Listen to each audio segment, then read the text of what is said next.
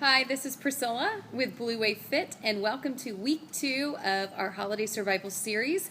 Last week we talked about setting a goal for yourself, whether that be trying to maintain your weight or to stay active through the holiday season.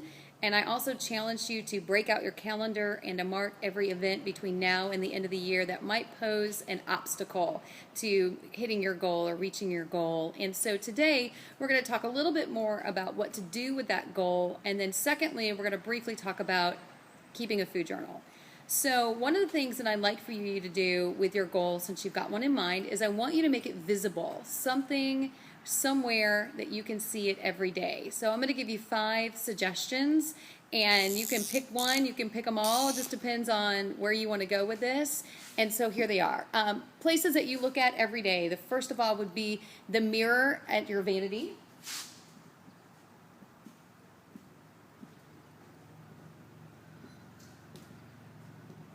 The second would be your placemat, and maybe you see that multiple times during the day. The third one would be in your steering wheel or on your steering wheel, since we tend to be in our car quite a bit.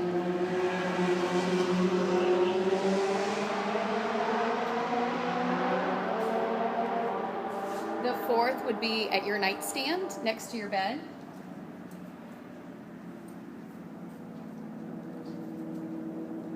And then last but not least would be your refrigerator door.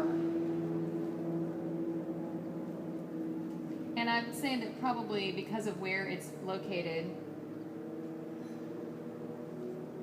that people would see the one on your refrigerator more than any of the others. Maybe on your steering wheel, maybe on your vanity, but definitely on the refrigerator. So these are 5 ways, 5 places that you can put your goal. And the whole purpose of this is just to have it in your face on a daily basis so that you're reminded of it and would be more likely to stay on track.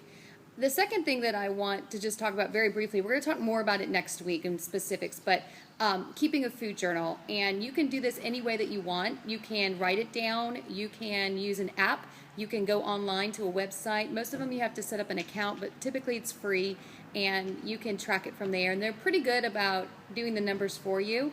This is what I want you to do. I just want you to start.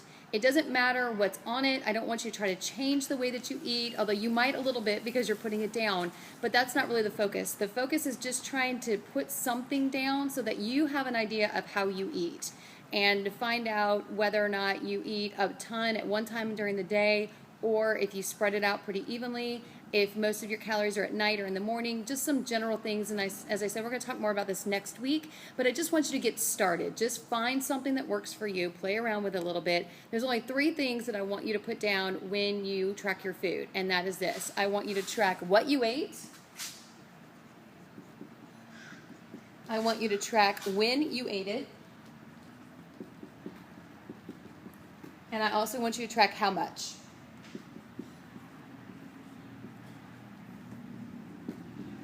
That's it. That's all I want. So make sure that you've got a time next to it, especially if you're writing it down in a journal, in a paper journal.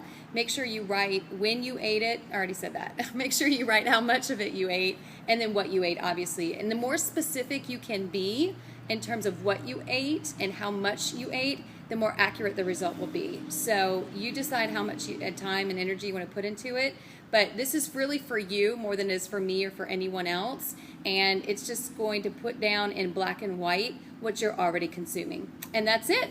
That's what we've got going on for the second week of the Holiday Survival Series. If you want to check us out, look at the website. You'll see it down below. We also have a form that you can post. It's #HolidaySS at 2014. Thanks so much. We'll see you next week.